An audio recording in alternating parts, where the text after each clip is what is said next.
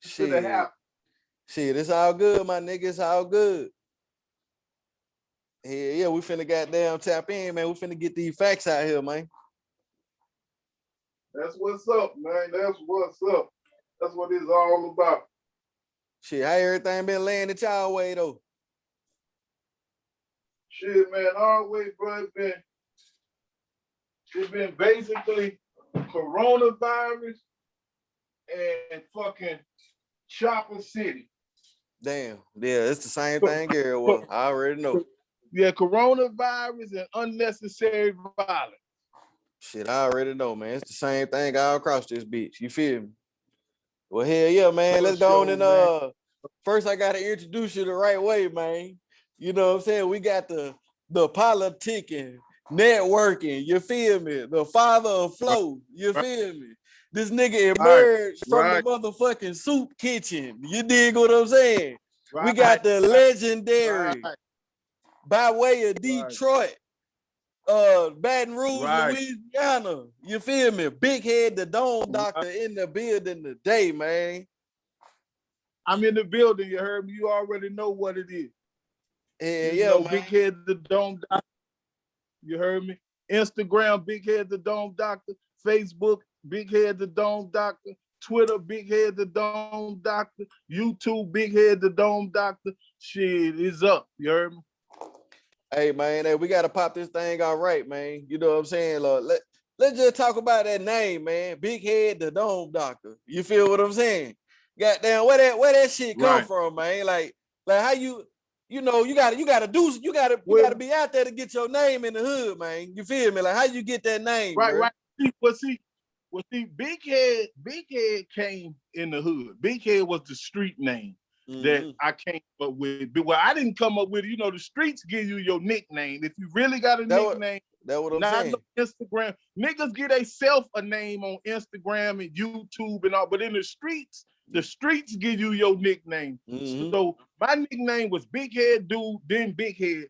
And the Dome Doctor came upon because the Dome Doctor was gonna be an album, really. Okay. But I was in jail and I was getting it right in jail because I knew that, you know, I was falling behind time. So I said, I gotta come out with everything already right. I gotta have the CD, the album, the single, everything I need. So I was like, but due to the fact that it's about my personality, I want to be the Dome Doctor. A lot of people took it the wrong way, but it was more about me being able to doctor on people's domes, like mentally, to get in their head and let them feel, you know, my lane and where I come from and the struggle and, you know, the try to make it and all that. So I was trying to let them know, like, okay, I'm going to be the Dome Doctor because I'm going to take you on a mental journey.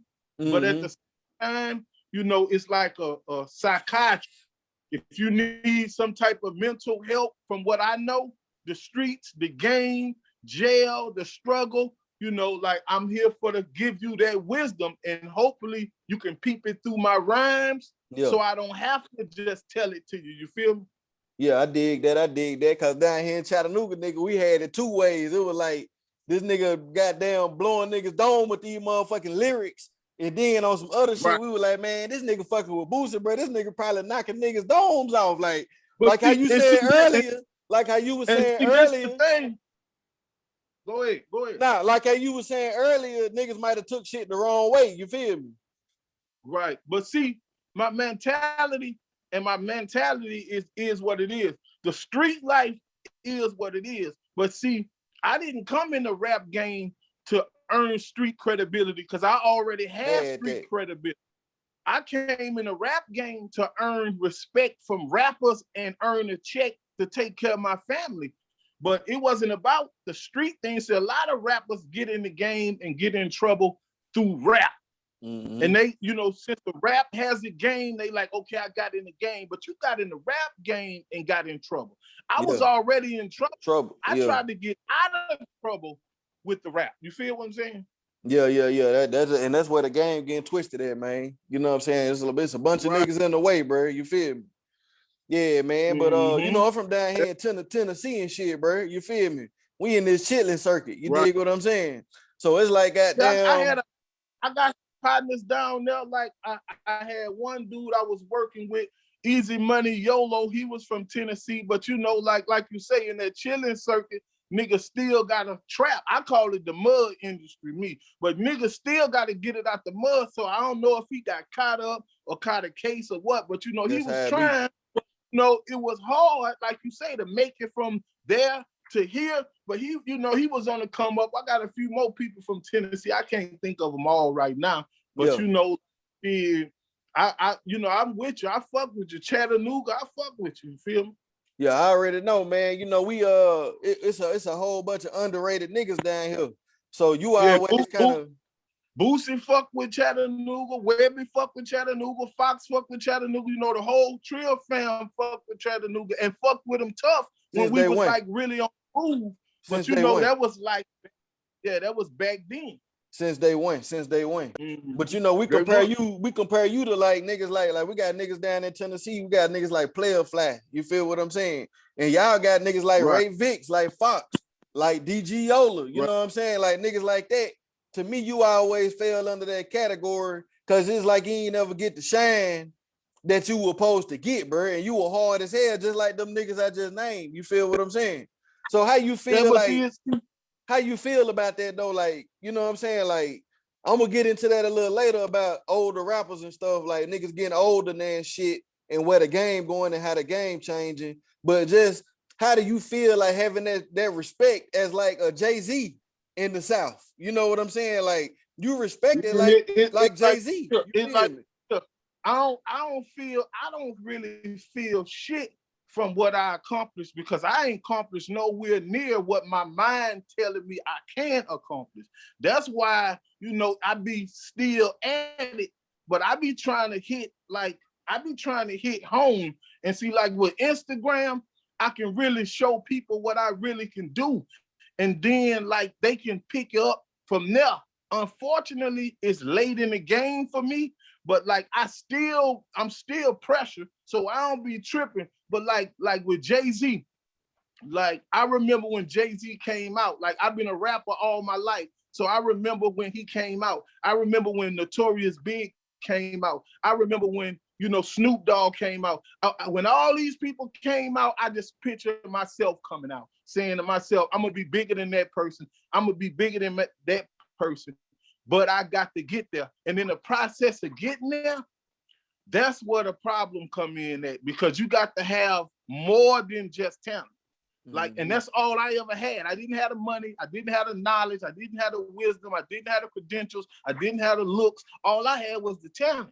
So once the full thing wasn't all about talent no more, it got slimmer and slimmer for me. So then once the industry started letting anybody tell anybody's story, like that kind of like took me out the game. But that's why I said one thing I noticed that I like to do is talk about when they was doing bad. You feel me? They don't like to talk about the hard times. Like these dudes now, these young rappers, when they talk about the struggle, getting it out the mud, they got a whole different concept of what I'm talking about, because I can go back in their history and see you never had to get it out, the mud. Yeah. Your mud and my mud is two different mud. Yep. You know, I don't knock them, but I still know. And I'm like, as long as I go back to that, they can't knock me off. And the thing is, you got to be able to tell that story and make it sound good. See, now they just got to make it sound good. They don't even have to have a story, but that just gives me more room to do more and more and more. What you do. Now, all I got to do is make it sound good, and I can definitely do that, you know? Yeah. So I still try to make it have stories and concepts, because I'm under the old rules of rap. You feel me? But yeah, I dig that. So, you know what I'm saying? I done my research and shit, and I found out that you were from Detroit and shit, bro. You feel me? And you moved to Baton Rouge when you were 9 years old. You feel me? Right. Now, I'm down here in Chattanooga. You feel me? Like, we got. I know you know who Usher is. You feel me? Right. Usher is originally from Chattanooga. You feel me? He moved when he was like 14 years old and shit. You feel me? So he get a lot of hate down here in the city locally because niggas down here in the city felt like, damn, he ain't come back and fuck with nobody. You feel what I'm saying? But Right. he grew up in Atlanta though. You dig what I'm But saying? yeah, Do you ever? first things first. See, Usher had the look. You feel me? See, his look got him out of Chattanooga. Not his music. It was his more that he had to offer. He had the look, he had the moves, and he was able to sing. It took a combination of things for him. So he had to take all that, what he already had, what God gave him, and go somewhere else for somebody else. See, like in bigger cities, they got more people with money. And they don't have nothing to do with it. They look for shit to invest it in. So what they did is somebody saw him and said, well, we got to take him from out of that situation because that's too big of a situation. Like, we got to put him in a city that's already blossoming and then, you know, go back. Now, he could have, like you say, he could have made a lane at least, but if he don't see something that can connect with what he doing, then it's not his lane. Now, if he was a rapper, it's different. So what I would do is I would stretch the Tennessee thing, period, and cross over Chattanooga and get into the ones where they have rap markets and industries and people done unbanded and left. Because the bad part about rappers beefing is they have to, you know, move around. But the good thing about it is they leave their fan base vulnerable. So all you got to do is slide in and holler Tennessee, you feel me? Even if you gotta say Orange Mound, or even if you gotta say Nashville or whatever, because then it goes back to where you from. Like Jeezy, he wasn't from Atlanta. He was from some other little part of Georgia. Macon, Georgia, yeah. Yeah, but Akron or something. But what he did was he slid himself in good enough to where, okay, I could fit in. Because keep in mind, like, they got other people there already that's trying to get on. Get on too. So you just say, I'm going to just ease in and I'm going to represent for the ones that done slid out. See, Jeezy knew niggas had slid out. And then to bring up Jeezy, like, in Baton Rouge, like, I put niggas on Jeezy in Baton Rouge. They was on each other in Baton Rouge. I was like, nah, check this out. Listen to this, because this a different sound. And that's kind of sort of how it worked out. Yeah.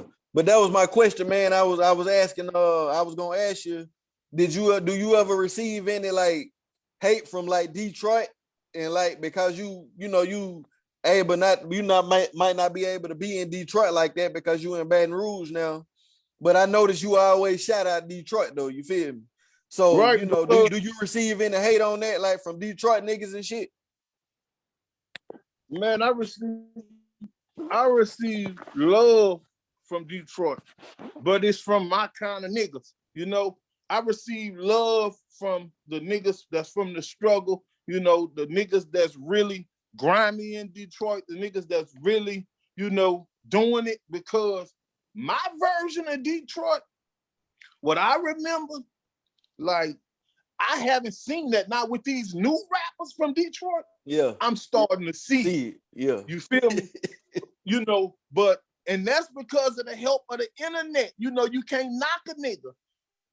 You know, the grimy niggas, the struggle niggas get seen, and you know, like, okay, I can tell my own story. I don't need no nigga telling no story. Like, say for instance, I'm from, like, I remember 7 Mile, 8 Mile. I used to walk from like 6 Mile through 7 Mile through 8 Mile to get to Algonquin, and you know, to go stealing and shit like that, to look out for my people. Like, that's the kind of shit I was on in Detroit. Like, it was all when crack hit in Detroit. Survival, nigga. North, we gotta survive, nigga. Yeah, before it hit down south. And like, my mama was already young and, you know, like, pretty much on her own, and niggas was trying to take her fast. So it wasn't hard for her to slip. So when she slipped, it was like, shit, everybody got to take care of themselves. Now keep in mind, I'm like 6 years old, 7. So I'm taking care of myself young, and helping my family. If my mama say, Well, if my older brother say steal this, I stole that. If my older brother said go ask this person for this, I went ask for that. And then it just got more and more badder and more worse. So my mother was like, well, I got to do something. And by her being from Louisiana, she said, I'm going to roll the dice.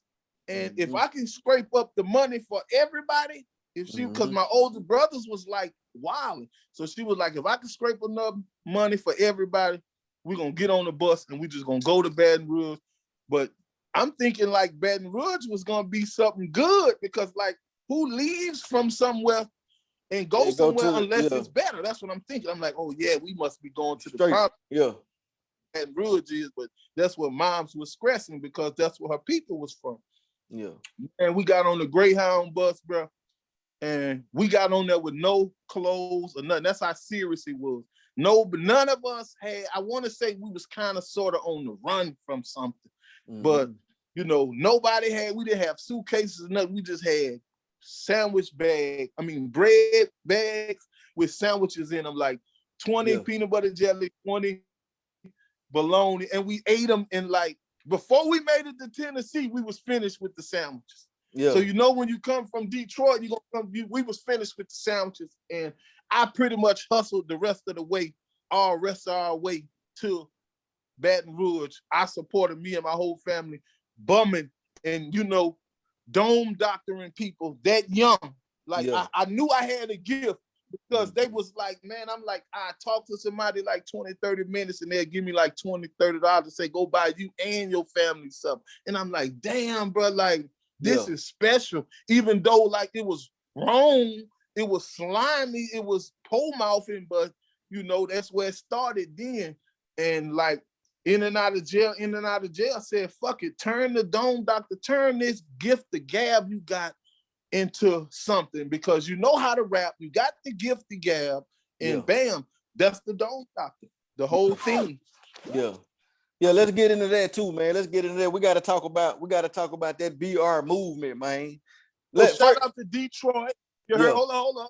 Shout out to Detroit.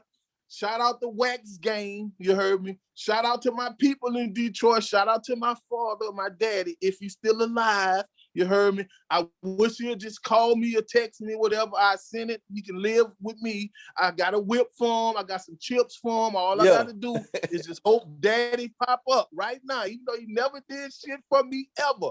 If he pop up right now, I got it. Hey, God say the same, hope he's still alive. You heard me? So Detroit, I fuck with y'all. If you're looking at this, whoever from Detroit, you heard me? I was born in Detroit. I understood Detroit. I struggled in Detroit, so it's forever a part of me. You heard me? But I'm a Baton Rouge nigga though, all the way. I'm gonna say that too. Dig that, man. Dig that. Yeah, man. We all know how that go. Nigga don't never get too old to goddamn try to link in with his pops, man. You know, a lot of us done been through shit like that. Right. You know, my daddy got on that dope. Like young. I say, I just love to carry it the rest of the way, bro. Yeah, I already know. I'm on the same shit, big head. You feel me? But yeah, man, no problem with it. I tell him if we don't want to talk about the past, even though I'm knowing we got to, but I don't give a fuck. I don't hold it against you, man. Yeah. I want you to win just like I want to win. That's right. Yeah, man. Well, let's get into that Louisiana, man. You know what I'm saying? I done been down there, bro. You feel me?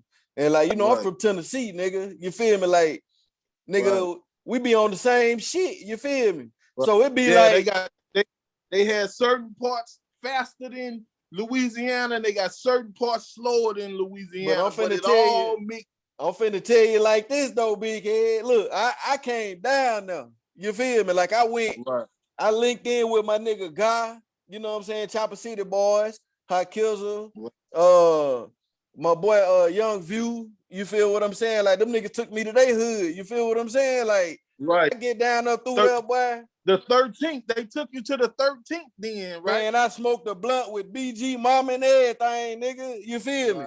Like that shit legendary. You feel me? But nigga, that shit on a whole nother level, bro. Like, I'm from Tennessee. You feel me? And I remember WEBBIE had said something, nigga. That nigga was like, y'all don't thug how we thug. You feel what I'm saying? Right. I swear to God, bro. I got it. It's a different level. It's a different level of thugging, my nigga. You feel me? Like Man, them niggas walking Say, around bro, with them niggas walking around with gloves on, man. You feel me? say, Like, but it's a different level. It's a different level just from Baton Rouge and New Orleans thugging. exactly. You feel me? Because niggas in New Orleans, bro, them niggas thugging, grimy, slimy, cutthroat thugging. Yeah. Feel me? Them Yeah. niggas would go get a job at the hotel just to jack the cars in VIP. You feel what I'm saying? Yeah. Like them niggas really, them niggas would go get a job at Popeyes just for their partners to come jug that bitch up. You feel me? Like they really on some slime ball, cutthroat. I seen it. Chop the other one off shit. I seen it. Baton Rouge, it's more of a like, don't step on my toes, prove a point thing. Like niggas have a lot to prove. That's how it was. Now it's just more about, you know, hate and fueling the fire and, you know, niggas being misguided and giving up on themselves and wanting to crash out. So now it don't count for nothing. Like even the thugs don't want to thug with the way shit going now. You know, like, that's just the game changing. Ain't no thugging no more. Yeah, that's just the game changing. But yeah, what I'm getting at though, man, y'all, it's like through all that, living like that, through all that. See, we always, like in Chattanooga, we always related to Baton Rouge because it's like you say, we like in the middle of Atlanta and Memphis. You feel what I'm saying? So when you go to Memphis and Atlanta, nigga, it's a different type of thugging. You feel me? Like them niggas on they next level thugging. You feel me? You can't. Yeah, them niggas in Atlanta organized thugging. You see what I'm saying? It's a different level. Yeah, you can't thug like that. Thugging. You can't get down like that in Chattanooga because it's so small. Everybody know everybody. And as soon as you pop out, the police on you, everybody on you, you feel me? So when y'all was spitting that shit, when y'all were coming out with what y'all were coming out with, bro, we can definitely understand the difference between Baton Rouge and New Orleans, you feel me? Like we was more on what y'all were talking about. You feel what I'm saying? So y'all had this sound though that emerged from that shit with Mouse on the track and all them, you know what I'm saying? Y'all had this sound, bro, that could nobody copy. How did that sound? How do you feel like that sound played a part in Trills and then you, WEBBIE, FOXX, Boosie? You know, how did that sound play a part in y'all? This what I think. This what I think it was. It was like, okay, everybody was putting their own spin on like dance beats. Like the beats was always a beat you can vibe to or ride to, you know, or dance to. But niggas was telling their life stories and they struggles and they hustles and they plays and everything on them type of beats. So all it took was for you to listen because nigga, like, you gonna like it if you hear it out. And the beat makes sure, shout out to Mouse and BJ, they make sure you heard it out.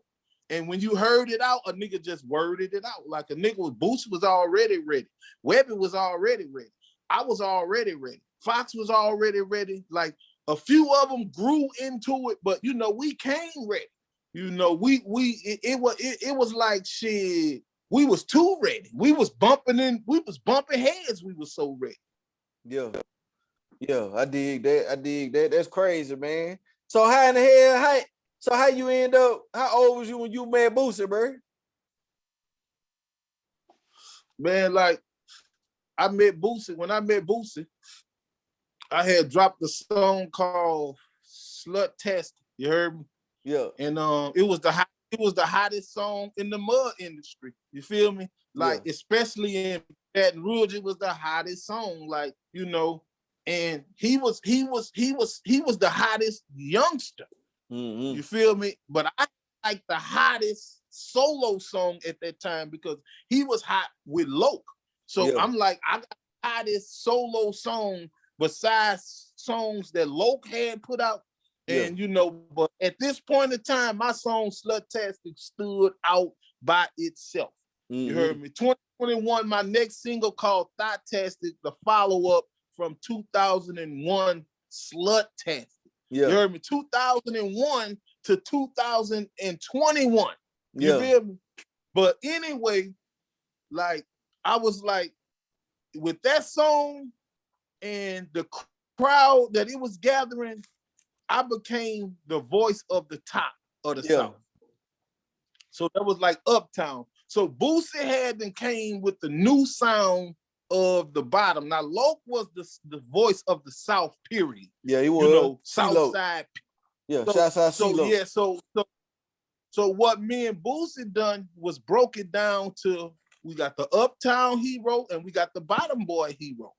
So it was two things. So I'm doing my thing and he doing his thing, but keep in mind he had Loc already to give him some boost, and I just had jail. I just had props from niggas in jail, and you know, on the corner and just ripping shit, game room, and shit like that. Like I did concerts with E40 and damn near everybody from New Orleans, people from California, people from, like I had big opportunities when I was little, bro. Like people, when I tell motherfuckers I met Biggie, they'll think I'm lying, but I met Biggie because of like how talented I was as a youngster, because they came to Baton Rouge to perform, which they even, I don't know if the bread wasn't, I was too young to know the business the logistics, side, but I knew that they came to the Centralplex and they was waiting to get the green light, which they never got the green light. So they never came, out the van and shit. But me, I'm going from van to van, tour bus to tour bus, because it was more artists and all that. It was Biggie and the whole fucking crew.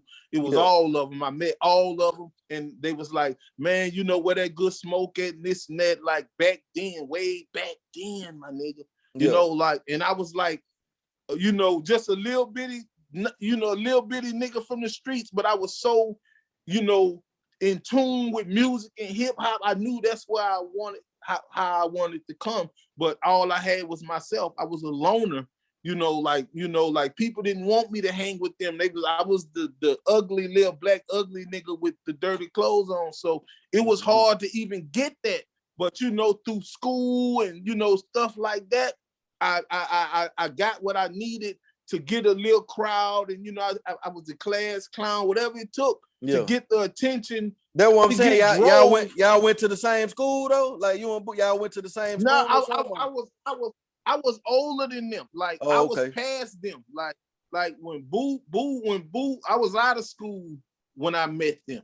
Okay. Like when I was in the streets. Like I said, I was in and out of jail. Boo was still in school. You remember that day though? I'm talking about like that day. I'm talking about that day when you went to the studio. Did y'all run into each other at the studio, or you know what I'm saying? Like, whoa, no. Like I know y'all met one day. Y'all had to see each other for the first time. You feel me? Donkey pulled up on me with him in the car. Oh, okay. Oh, okay. Yeah. See, Donkey and Bronson was more my age. Caliber. Yeah, because they was in the streets, they was making moves, and Donk was in, me and Donk was on Juvenile Wayne together. So, but Donk went from Juvenile Wayne to Angola though. It was different. Yeah. Then he came back, he really did all that Angola shit and came back and gave his time back and all that. Like he did that. I salute him for that. And he changed his life. You feel what I'm saying? Yeah. But it was Donkey, the one that pulled up with Boosie in the car playing my shit. Damn. He was playing when he pulled up. He was like, man, they pulled up and called me a snake, a lion, or a gorilla. In the South, they got a jungle full of real niggas, type niggas, Hannibal type killers, flame you like Godzilla and throw you in the river. They like, who the fuck?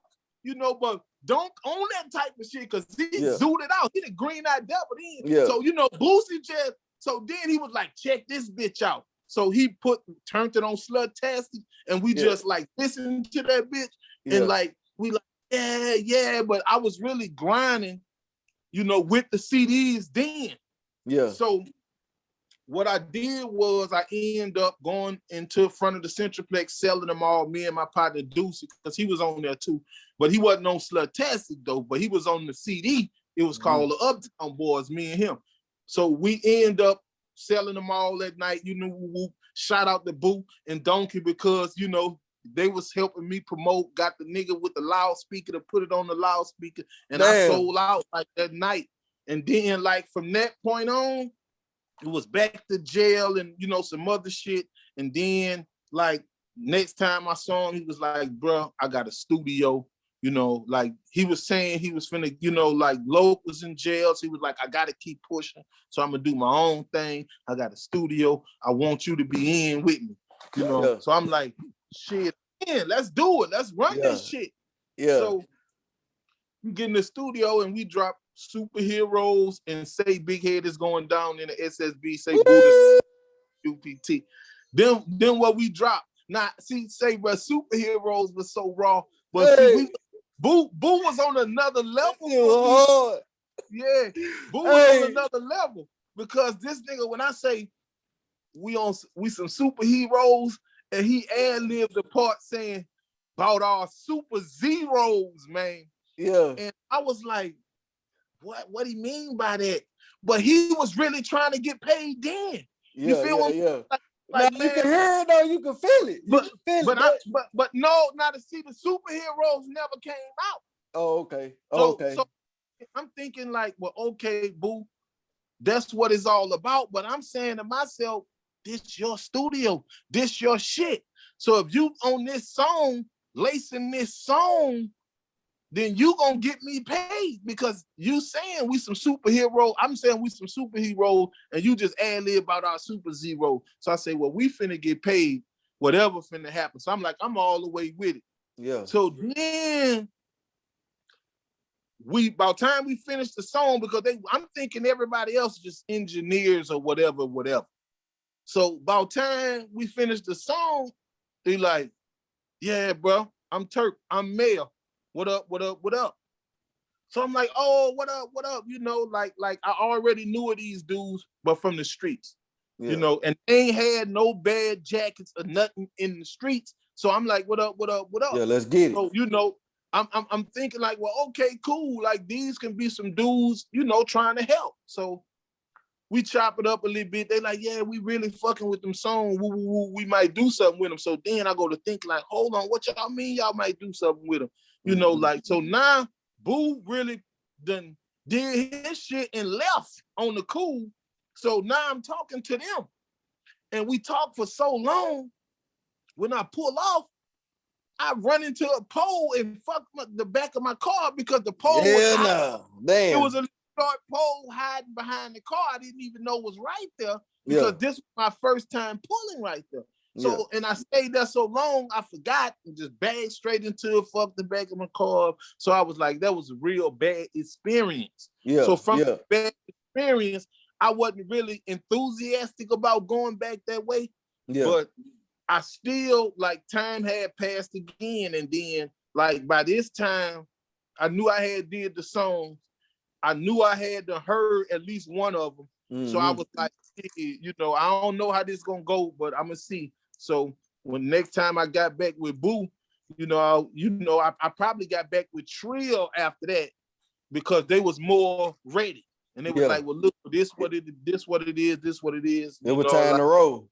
And Fat, me and Fat always been close because we come from the same hood, off the same street, you know. Like, so he used to tell me, man, my daddy looking for you, but I never was putting two and two together that Mel was his daddy because I probably thought I knew his daddy because I remember his mama before he was born. You feel what I'm saying? So I was like, well, I don't know, but all the while Mel was his daddy. And you know, like that was another thing that made me say, well, okay, cool. Like this can be a good thing. This can be a good move. You know, I know these dudes, some street dudes. I'm a street dude. They aiming for music and success and financial benefit, me too. So I was like, shit, let's see what it do. But it ain't do that. Yeah. It be like that. You know how that shit go. Yeah, man. But like I said, man, I just want to salute y'all niggas, man, because coming from where I come from, we ain't had nobody to look at, bro. And y'all niggas was the closest thing that we felt like that really was like us. Yeah, well, just think, but we really like y'all, but we really ain't nothing different, but you know, just the lingo. That's it. I already know, but we seen that shit and we were like, man, we were riding with that shit, nigga, because we ain't had nobody. y'all showed us what it looked like. Y'all made us believe we can do it, bro. You feel what I'm saying? Like, so that what gave us the motivation. And then what topped it off, nigga, I was in the airport, nigga, coming from Cali, nigga, and I ran into that nigga Boosie. You feel what I'm saying? Right. Nigga, I'm sitting down on the bench. I had done missed the flight and everything. I'm gonna show you how God work. You feel me? I done missed the flight. I'm mad. You feel me? I done got there late. I'm waiting on my nigga to come pick me up from the airport in Atlanta.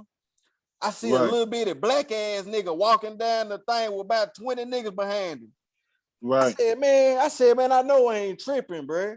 Right. I said, I know that ain't who I think it is, bro. Right. Man, I ain't even on that dick riding, all that bullshit, you feel me? But nigga, I'm a fan, nigga, like that hip hop, that shit came at me, nigga. It was a connection. That nigga, was I said, nigga, it's you, nigga. I said, nigga. Man, the nigga dapped me up, bro. Said, man, he said, I said, man, I'm from Chattanooga, man. He said, man, I remember I used to fuck with a little bitch down there, man. The bitch name was Shaniqua, man. If you find that bitch, call me, man. Put my number in your phone. Look, that nigga was everything what I expected him to be, bro. You feel what I'm saying? So he was a reflection on y'all whole clique, bro. Say, bro, the only thing, bro, like he was just young. Like, and you know, like he was learning too. So you know, if a nigga would have gave it to him all real and all 100 and all solid, then that's how it would have been. Yeah. You know, he sometimes he just was reflecting what he had learned. But it worked. You know, like when a nigga told him, you know, if you want to be rich, you're gonna have to be tight.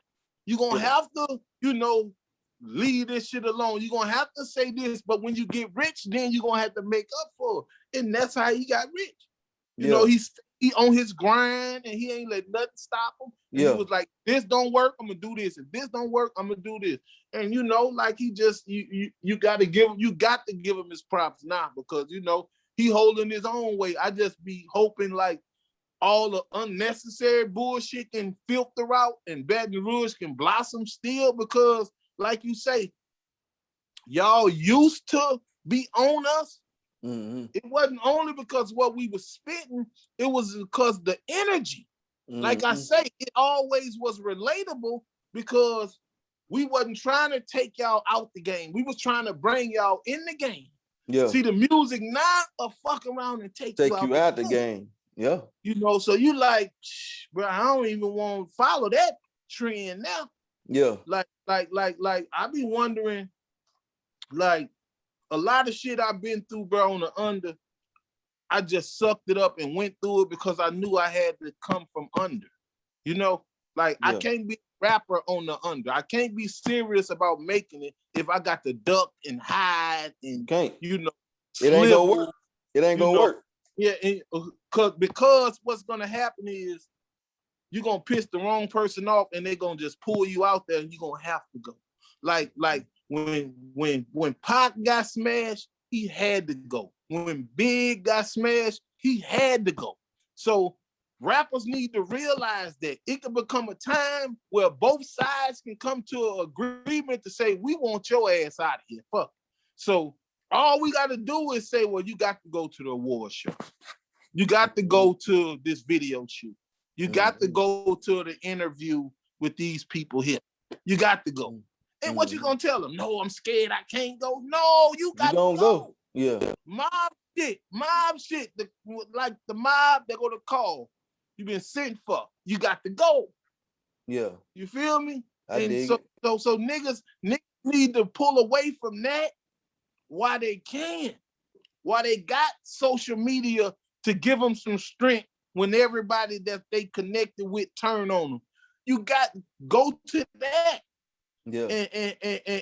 And say, well, look, I need y'all help now because I'm trying to make it. I want to give back. I want to, you know, survive through the bullshit.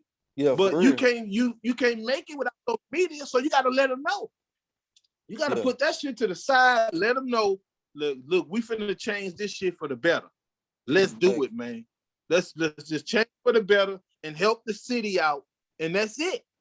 Yeah, we go back to doing what we were doing or feeling how we was feeling, but it ain't got to be serious. It ain't got to be all that bullshit, man. You know, but I'm not telling no nigga what to do, what not to do. Nah, you just giving advice. Yeah, if it's up, if it's up, if it's up, then it's up. Yeah, dig it. So yeah, man, you had spoke on Tupac. You feel me? I seen a couple of interviews. You just give my people that Tupac story, man. Give them your Tupac story, bro. Cause that's big. You feel me? Watch this here. Check this. I'm finna really fuck you up with this. Yeah, bro. I was just young and thugging, and I tried to. Well, my partner, an older nigga named Gangsta Nick, somebody that I look up to, shout out to Gangsta Nick. He had a little spot, and he was one of the ones that knew I was a struggle baby and was like, bro, I'm going to turn you on, I'm going to try to help your struggle. So he introduced me to Boo Milton on the slick because I was going to school with his little brother, and Nick knew I held shit down in the hood with the lit niggas in school and all that. I had all that shit on lock. And, he knew that Boo Milton ain't want nobody fucking with his little brother, period, at school at all. So he kind of like turned me on to Boo Milton. So in the process, I go to this club one night and I see a dude kind of sort of fuck over my cousin. He hit him with a gun. Bam. Now, if I would have had that, I would have had to handle my business. But now keep in mind, I'm like 16 or 15 at the time. So you but I'm all the way out. On the scene because I've been in the street so long. So I'm like, I'm still on the scene. But unfortunately, this cousin here wasn't really the type to have that rod in the car. I was just more so, better yet, parking lot pimping, watching the car because he had a nice ass drop. Now, but when what happened to him, and I saw, how it played out, and the nigga was looking at me like that little young nigga might feel some type of way. But the nigga who the club was for was connected to round my way. The nigga who did it was just a nigga from the South, but was a retarded nigga anyway. Yeah. I don't want to mention these niggas' names because I don't want they not important to what you ask. But anyway, the nigga gave me the green light to come in the club, like VIP. Like, okay, I'm gonna go and let you in because now I know, like, and there was another nigga that kind of helped me out, Booby Ray, he helped me out too. But anyway, all that linked up to Boo Milton, who was the man, who the club was for. And the nigga told me, like, hold on, watch out, he coming. Guess who it was? Pop. Tupac showed up, fucked me up. Damn. I'm like this close. Damn. Yeah. They just brushed past me. I could have touched them if I wanted to. Yeah. They just brushed right past me. Yeah. Damn. Nigga like, nigga, and then see, that's the thing, bro. All these niggas knew I knew how to rap. Yeah.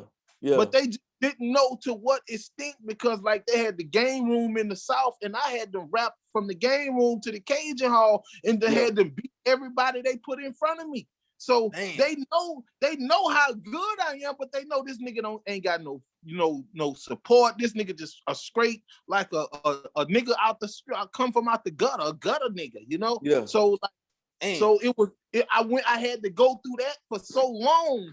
But I got a chance to actually boom. So in Baton Rouge, man, bro, ain't too many niggas was on point to catch Big in Baton Rouge and Pop in Baton Rouge. And it might have been the only fucking time they came. I know it was the only time Big came. Yeah, you was out there like that. Yeah.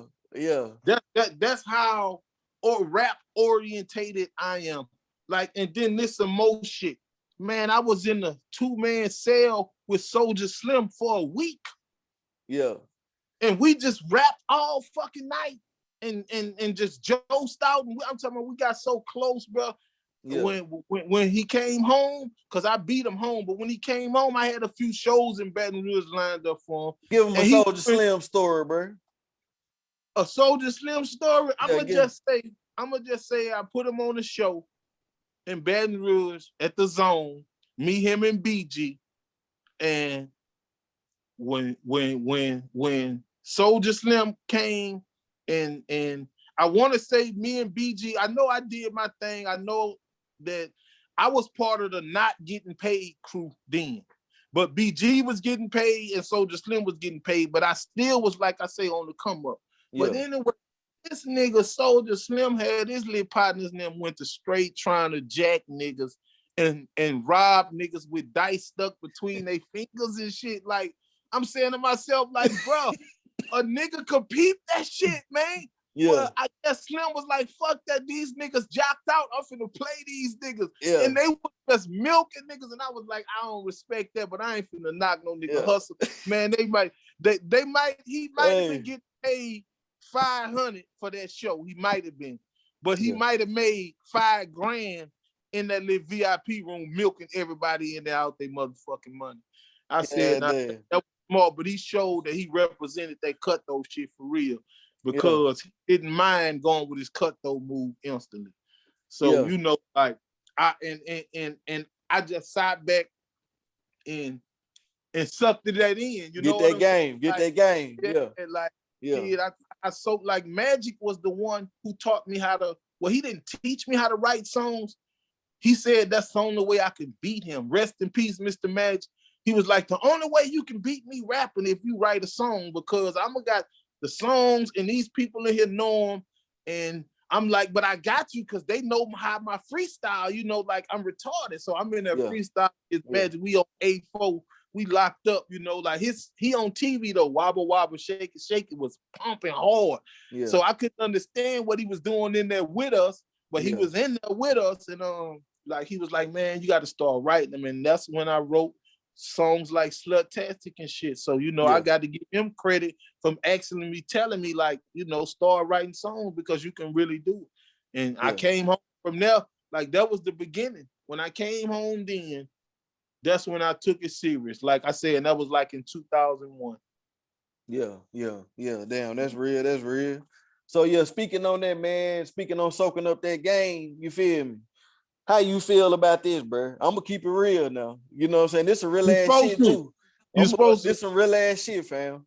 Right. So, nigga, back in the gap, y'all was the first niggas pulling them motherfucking straps out on the videos and the DVDs and shit, bro. You feel me? Right. Nobody, y'all nigga were doing that shit for real, nigga. You feel me? Right. Like, we seen y'all do it first. You feel me? Right. Now it seemed like it do you feel like the young niggas picked that up from y'all? And well, I'm gonna put it like this here. You feel what I'm saying, though? Yeah, I feel you. I definitely feel you. But I did it all lyrically. You feel me? You never saw me do it verbally or with your own two eyes. Yeah. I did it lyrically. I feel what you're saying. See, that's where the dome doctor got you at. Yeah. Because in your mind, you think you done saw it. You think you done seen me kill a nigga. You think you done seen me do this and do that, but all really is all I done painted that picture that good in your head. Not saying that I fooled you, because like I say, I had already had all my stripes before I came into music. I didn't even want to talk about what I had done, what I've been through. So I just made it sound good. And like I have seen people pull weapons, but they didn't have those weapons because to flash though. Yeah. They had them because of the danger possibility. Yeah, straight up. Yeah. They knew, they see at that time you was chosen. And you know, like somebody could have wanted to take you out just because you was chosen. So like if WEBBIE had a strap, WEBBIE had a strap because at that point of time, that's what he was hitting for. Like Boo came in it with straps. That's what I'm saying. Like, yeah, he came in it, but it wasn't never for show. See, like these dudes these days, like doing it for show. That's what I'm saying. See, it's a difference, but it's still, if it's connected to music, it's still the same thing. But some people have the talent and some people have all the extra stuff. And by me, like I say, only you can't never say you can look in 1,000 videos if it ain't Ghetto Stories, the movie. Yeah. you won't see me with a gun. I dig it. And preferentially because, like I say, I was a convicted felon when I came in. Yeah, so you knew about it. Yeah. Yeah.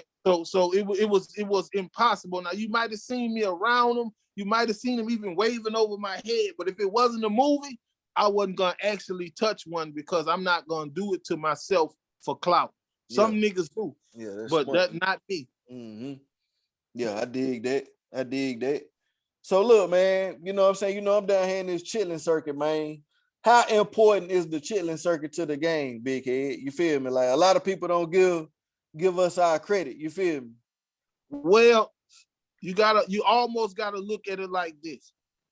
The Chitlen circuit, which I call the mud industry, because it's gonna always be there.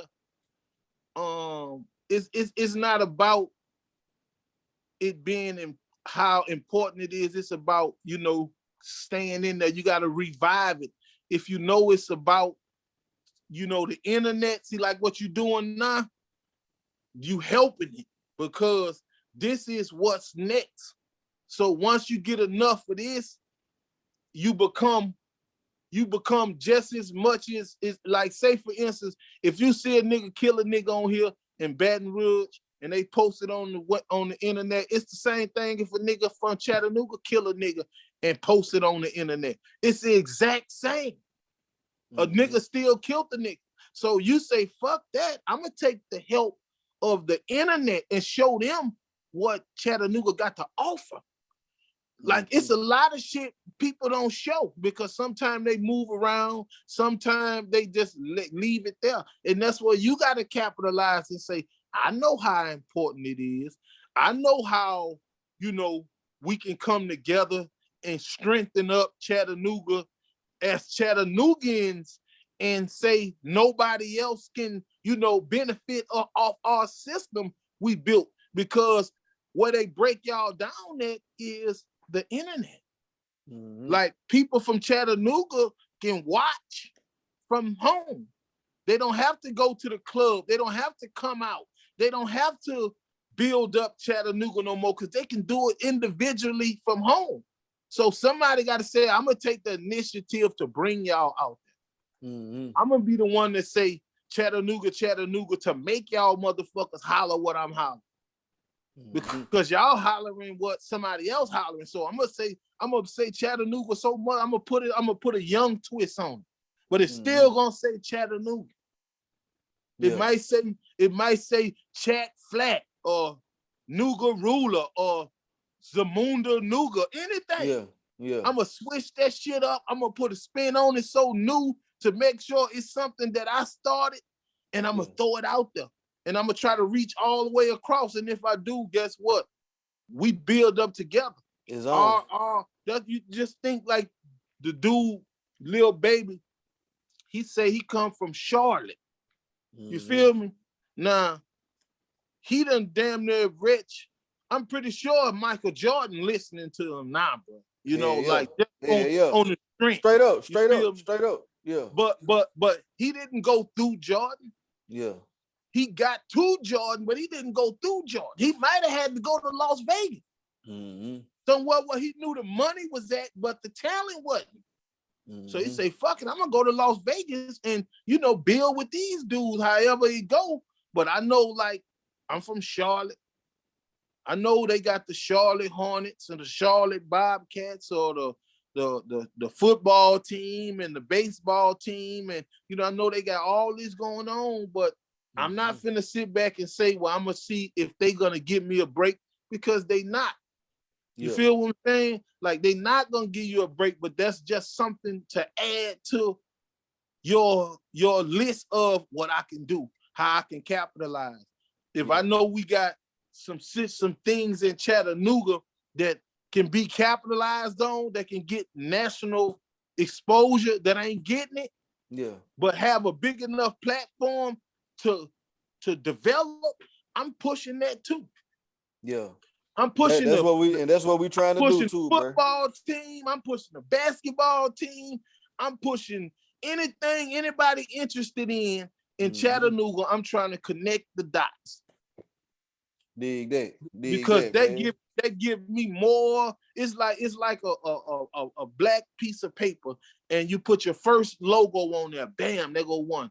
That's that. There go another one. Bam, I got the store with me. I got the shoe store with me. I got these designer people doing hair on my team. I got the barber shop on my team. I just got everybody on my team. And now social media, you can show people like, okay, now I can put this post and I know the barbershop synced it. I know they synced it. I know they synced it. I know they synced it. And it's all about building. And when you doing that, you know, like when it's all about who put Chattanooga on the map. Because Usher clearly did. I'm gonna tell you who put Chattanooga on that map to Baton Rouge. Who that? Mystical. Mystical did. Tell you got to put me on that. How he do that? Yeah. Because he was the first person that threw it in his rap to where you can understand what he was saying. Yeah. You know, and he said, I got something from something to Chattanooga. And he was like, Chattanooga. You know, so when you heard that, it was like, damn, Chattanooga. Yeah. We thought y'all was up on it from that Master P Unbodied, because he put us in that Unbodied. Nah, he did. But P put a lot of people in. Yeah. So, you know, like we wasn't locked in on what he was saying. Yeah, we even though we knew I'm about it word for word. Yeah, you weren't catching it. Yeah. Yeah, but Mystical said it before P. Damn. Like the song I'm talking about with Mystical was before P even came out. You remember the name of that motherfucker? Man, I know it was like on the CD. I'm not that nigga to fuck with. I'm not that nigga to fuck with. Okay, yeah. They gonna find that shit. They gonna go, they gonna go dig it up. Hey, bro. Man, that's that history right there, though. He dropped a little 6-song duo, and you know, like I say, Baton Rouge was connected through the game room. Shout out to Sienna and BK. Well, BK anyway, because he was the one doing all the shows and shit, putting me in it and getting me to meet all these people. Yeah. But him and Mystical became best friends. But anyway, like Mystical was pumping hard, like in our hood, because like me, I knew good music, and I always brought it back to the hood, and I always listened to it. And you know, if you ain't listen to what I wanted to listen to, you ain't listen to it. That's it. So, you know, I controlled the radio. I was the leader of the wrong crowd. So, you know, if you was in the wrong crowd, you had to be with what I was with. So, you know, you end up listening to Mystical, and we knew the whole 6 songs word for word. Even he was rapping fast. Them 6 songs was his best fucking 6 songs. I thought he could go to Las Vegas and perform that rest of his life. That's how good they was. Like he really put on his little demo or whatever. And So speaking on that, man, you know what I'm saying? I ain't trying to hold you up too long, but so speaking on that, you know what I'm saying, nigga, hip hop, like 40 years old, bro, like 41 years old. It's 42 years old. It's 42 years old. You feel me? It was born. Hip hop was born in 1978. 78. When I was born. When you were born. You feel me? Right. So we done growed up on this shit, bro. You feel what I'm saying? So peep the game. We ain't never really seen what it looked like to see no nigga 50, 60 years old rapping. We just not getting to see what that look like. You feel what I'm saying? So what I'm getting at is, it seems like the older niggas getting a resurgence in the game now, because it's this whole genre of niggas who looking for that. You feel what I'm saying? They came up on that. So speak on that, like you involved in that. Like I've been watching you on Instagram, bro. Like it's like you back, nigga. Like you feel me? Like you know what I'm saying. So speak on that, bro. I appreciate that, because, like I say, the internet came and it revived me, because I was already solidified in the game. It was just that niggas was trying to kill my flame. And you know, with that age shit. so once the first people that was looking for me found me, and they was like, okay, let's see if you still interested. So they was like, oh, this nigga is highly interesting because this nigga could really rap. So then, like motherfuckers, I had to go through the lies.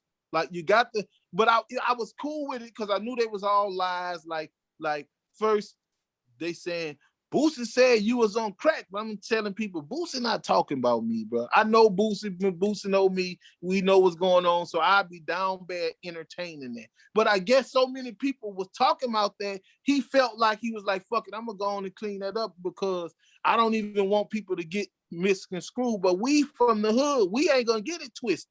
But that's what the internet do to That's shit. It. Yeah. So like, once you go through enough scrutiny and motherfuckers trying to hate, I ain't gonna mention nobody that ain't worth mentioning. But when motherfuckers be trying to scrutinize and hate and try to kill your vibe, it help you because it make you come harder and it make people want to see who the fuck they hating on and why they hating and do it have any logic to it so they can add to it. So once they see it don't, then they go to feeling kind of embarrassed. Some feel played. Some want to switch back. Some that gave up on you, like, damn, bro, I gotta, ungive up on you because I was down bad for even thinking that shit when I know you official.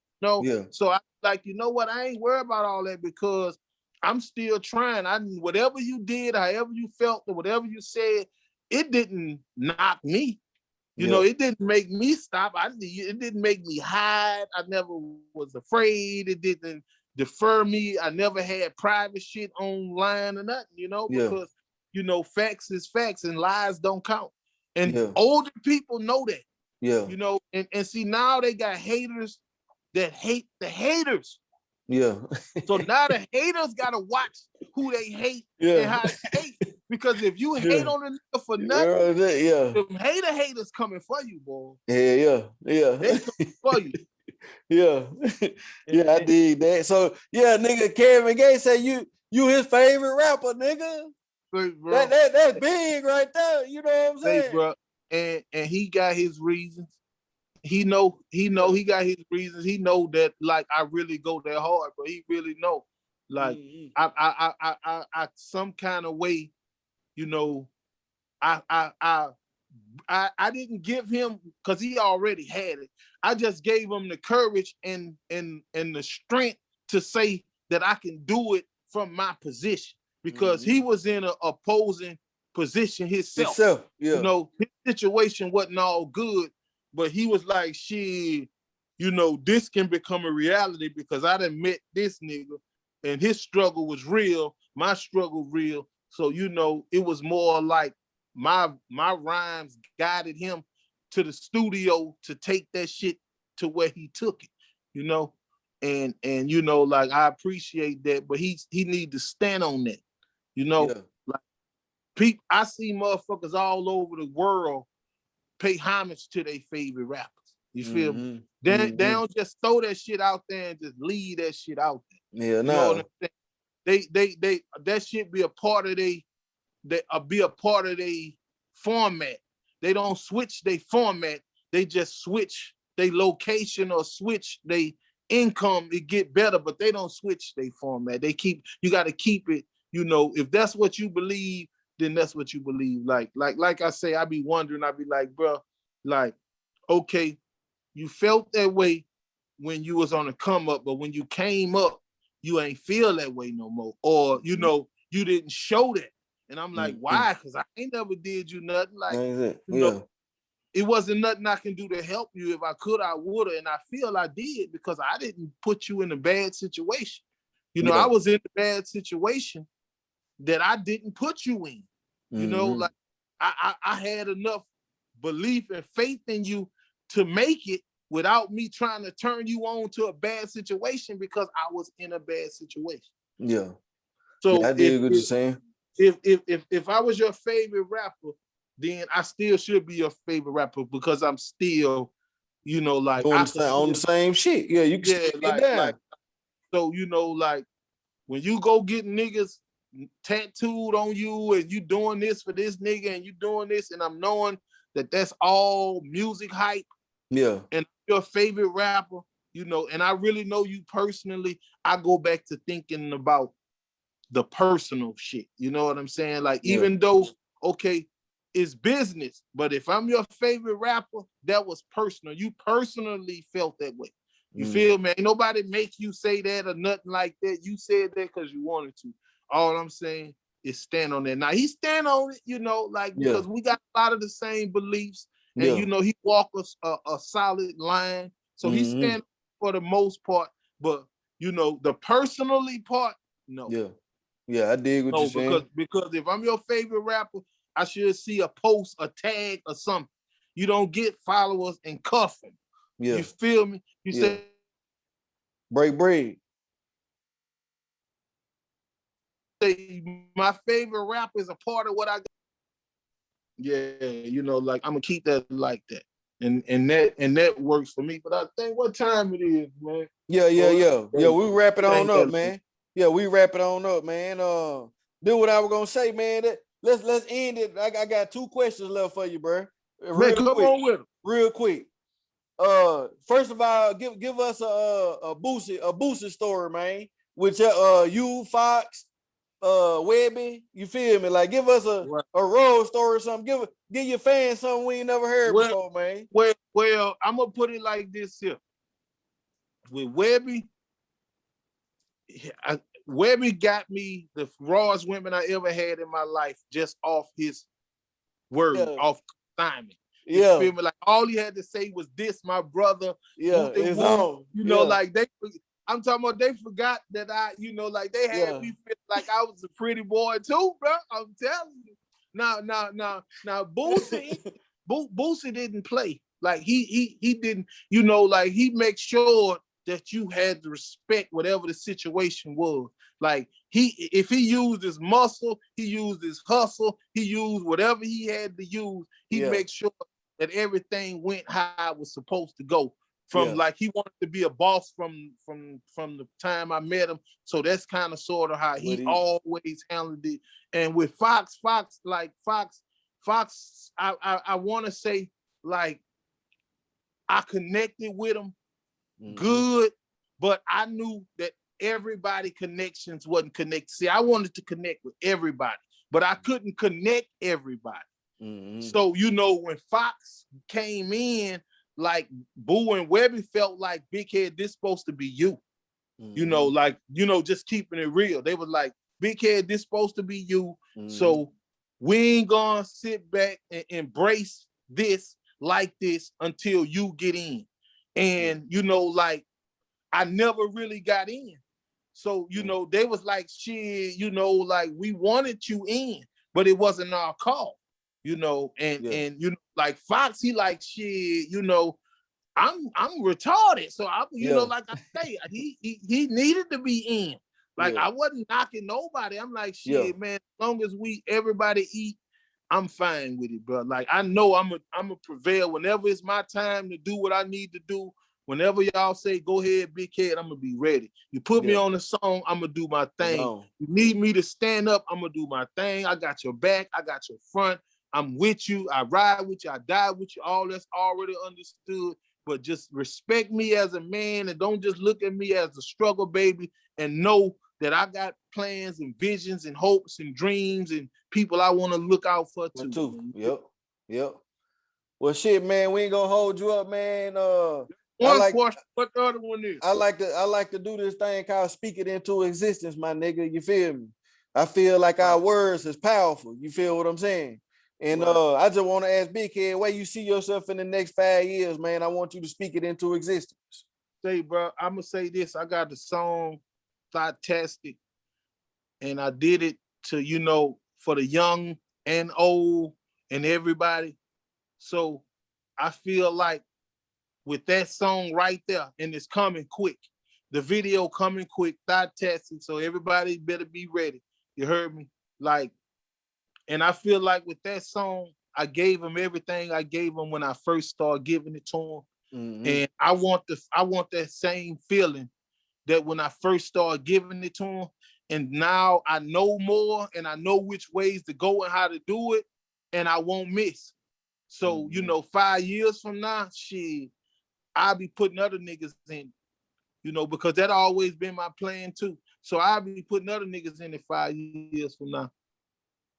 That's what's Definitely. up, my nigga. That's what's up, my nigga. Hey, salute, man. It been fun, my nigga. This shit legendary. I ain't gonna never forget it, bro. You feel me? I appreciate you fucking with me, man. Well, it's for sure, Limo Films, you know what I'm saying? Big Head the Dome Doc, I appreciate you reaching out, representing, you heard me. Chattanooga, you heard me, because, like I say, Tennessee is part of the hip hop movement. So, y'all turn coming. Just hang in there and keep pushing and just have something ready, because best believe yo got in them, they looking, they watching. You heard me? Like, they all know what, they want Tennessee. They don't just want where they at, they want the whole fucking Tennessee. Yeah. So anybody sprout up, stick their head up far enough for they can see it, they grab them. Just don't get into bullshit. Just change the game. Just say, we're going to make this shit work for our city, because people can't do that due to the bullshit. So we ain't going to be on no bullshit. Yeah. And we're going to stick our head up, yeah, grab us up, and we're going to make it work. That what's up, my nigga. That's what's up, man. Hey, a little more motherfucking films, man. We checking out. Big Head the Dome Doctor, man. Appreciate you, my nigga. Salute, man. Man, for sure, man. Live more films. That's what it is. Big Head the Dome Doctor. Like I say, follow me on Instagram, YouTube, Facebook, everything, man, because that's all I got. It's me and the internet, my nigga. Bet. All right, if they want to get a verse, man, what they need to do? Shit, if they want a verse, bro, they could DM me, bro. Like, it's that simple. And if you DM me for the verse, you can cash out me the bread. All it's gonna hit you for is a little $5. I might charge you $4. Depends on how it go. But all you gotta do, DM me. We can lock it in. You email me the track. If you email it to me before 12 or 1, I can get it back to you the same day. If not, I get it back to you the next day. But you gonna get it back. It's gonna be fire. I don't have one unsatisfactory out of all the verses I done sold. Niggas know they had an opportunity to say how they feel. I don't block them. Everybody just, that's what's up, bet. Keep it pushing. You feel what I'm saying? So like I say, they holler at me, I got them, man. You heard me? All right. That's a bet, my nigga, man. Do your thing, man. Be safe. Bet, my G. You stay up, man. All right, I'm on it. All right. Yeah.